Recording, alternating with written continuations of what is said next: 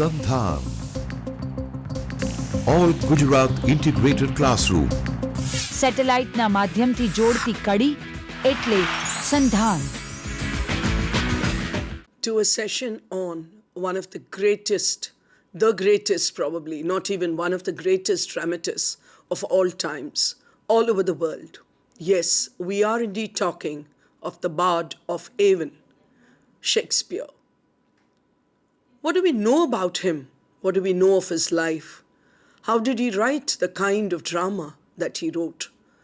Before we get to that, I think we should have some idea about the period in which he wrote. So very quickly, let us look at the socio-political scene in which he wrote. There were a lot of important events that happened. Let us look at the first slide now and see what were the major philosophical, political, social happenings. Let us look at the slide now, and you would see that it was the period of the Renaissance. What is Renaissance? The revival of learning. Remember, after the Dark Ages, after almost 1,000 years, Europe once again woke up to new learning. It was also the period of the Reformation in the church. Humanism is another important aspect that we have to look to. Humanism actually began in Italy and gradually spread to Elizabethan England.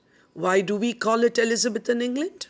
Of course, you know, it was because Queen Elizabeth I, not to be confused with Queen Elizabeth II, who is ruling now.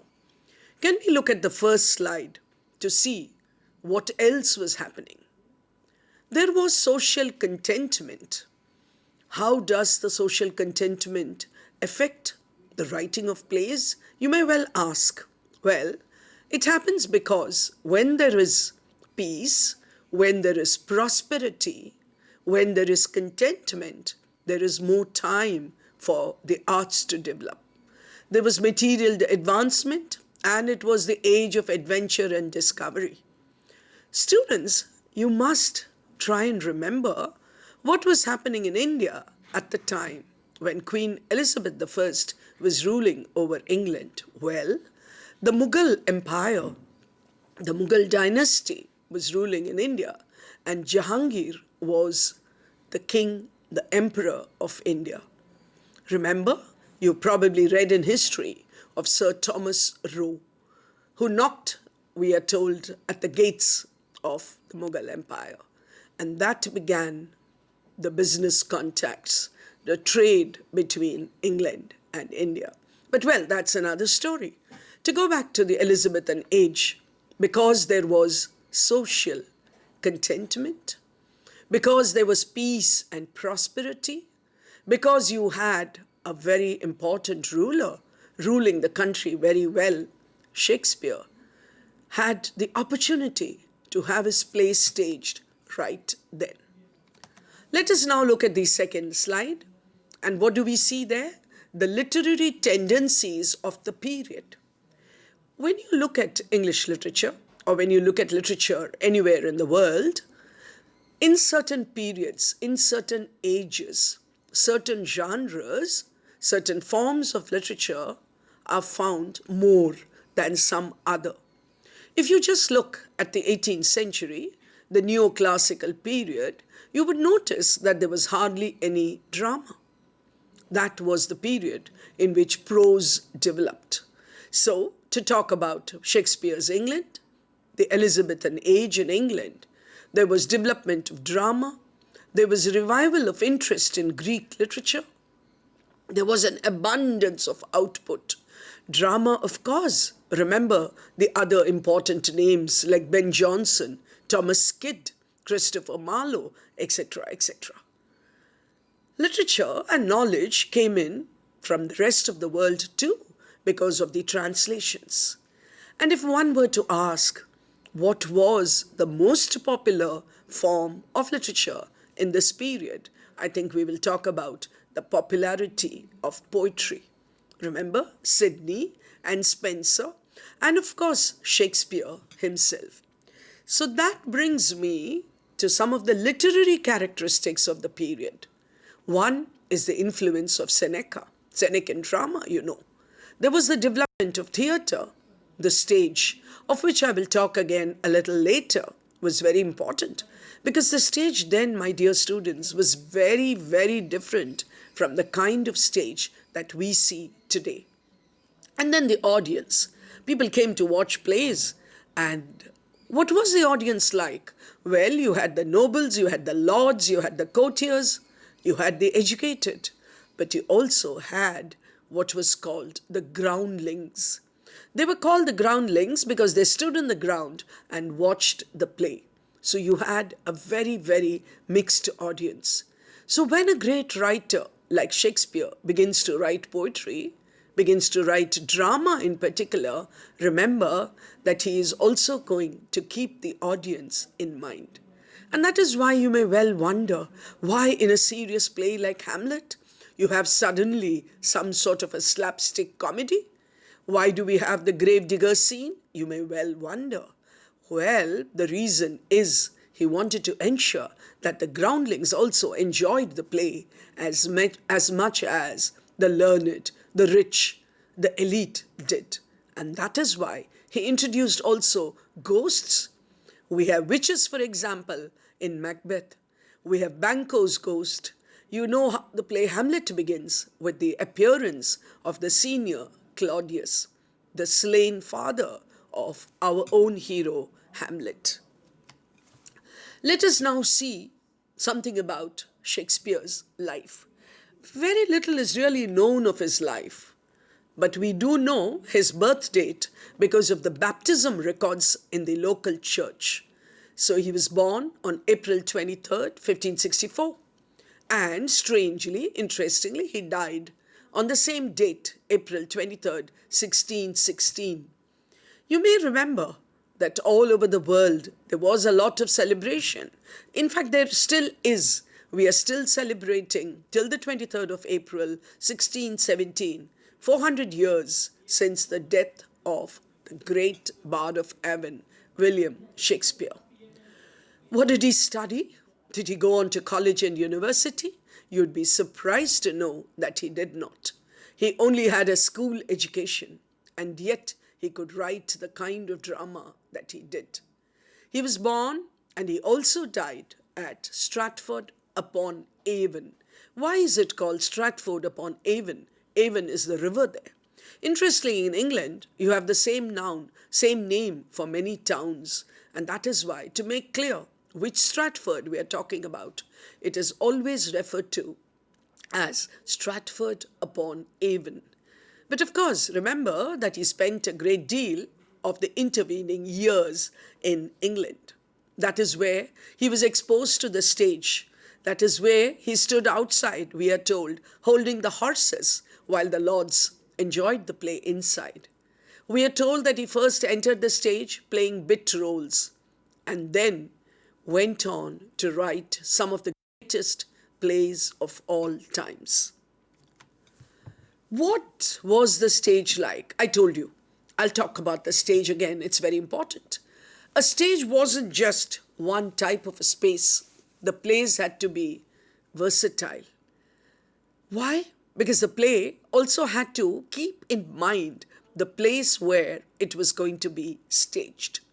So the same play could once be produced in an outdoor playhouse, an indoor theatre, a royal palace, or even on a tour, company on tour as they were called.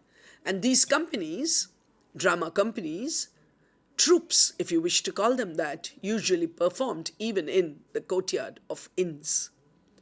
Another interesting fact about the theatre of the Elizabethan age was that there were no women acting the roles of women. What does that mean? All the characters were played by males. So what happens if there is a woman who plays Juliet or Rosalind or any of the names, or Cordelia? Who plays them? Well, they were played by young boys whose voice was still soft enough, maybe shrill enough to be considered a girl's voice. Audiences also began to like a particular player, a particular actor, and ensured that he went to see the plays in which these actors were there. The stage, I want to tell you, my dear students, did not have any screen in front. In fact, it was a semicircular stage, as you will see in these pictures of the Globe Theatre. Look at the Globe Theatre and you would see how the stage is. The stage was circular. It did not have a screen in front. So what happened? They walked in and out. They walked in and out. So what happens when a character dies on stage? Either somebody gives an announcement saying, carry him out like a hero. So 4 people would come in with a stretcher maybe and carry the character out. If the characters were fighting duels, well, they would run out of the stage still fighting. And from outside the stage, you would hear, oh, I'm dead, I have been killed, or something like that. Remember, there were no mics, so the audience had to be able to hear what the actors were saying. To continue with the stage, there was no costumes, not accurate costumes. The stage was bare. There would just be a board saying forest, inn, palace, etc. So you didn't have any furniture. You didn't have any backdrop. But yet, Shakespeare could create storms, as he did in King Lear. He could create the jungle scene, the forest, in Macbeth, for example. He could create the indoor in Romeo and Juliet. He could create an island in The Tempest. All that purely by his words. How were his plays? We go on to talking about the plays of Shakespeare. He wrote 36 plays in all, and they are usually divided into tragedies, comedies, and historical plays. My favorite, of course, are the tragedies, and I think he was far superior in his tragedies than he was in the comedies or historical plays. But my dear students, this is my personal opinion. Most critics think that the romances that he wrote are far superior. The comedies, we call them, but they're also romances, are far superior to any romance that has been written in the English language. His plays were different from most other dramatists because none of his stories were original. He took them either from history, he took them from legend maybe, and then he made it his own. His characters are developed so beautifully that each character lives on in our mind long after we have watched the play, read the play, long after that. Because his character development, especially as I will talk later, will be his tragic heroes, for example, would be his heroines, for example. You would remember them much later also. Another interesting thing about Shakespeare is the kind of knowledge that he had of all subjects. I just told you Shakespeare only went to school. He didn't go to college. He didn't go to university. But as we read his plays, his knowledge of jurisprudence, his knowledge of religion, his knowledge of social, both in terms of the good and bad in society, his knowledge of shipping, his knowledge of maritime trade, his knowledge of law, his knowledge of family life, his knowledge of economics, his knowledge of psychology, all this comes across in his plays. All of them come across as if he has a PhD in each one of these subjects. The language, his language is English, of course, but the language that he wrote, a language filled with metaphors, a language of imagery, a language which has probably contributed the greatest number of words to the English language. From a noun, he could create an adjective. From an adjective, maybe a verb. Fantastic in terms of his contribution to the English language. There is great variety in his plays, as we shall see as we go on. Let us quickly look at some of his comedies. I told you he wrote 36 plays, of which the comedies are a very important part. What kind of comedies did he write? You have a comedy like The Taming of the Shrew, where a character like Katrina is developed so well. We have a play like a comedy like The Midsummer Night's Dream. Great fun as you watch Titania, as you watch Puck, as you watch the dream sequence, as you watch how one can make a fool of the other. As you watch all these, you see the variety that he has been able to bring. The comedy of errors, I'm not talking about each one of them because it will be impossible.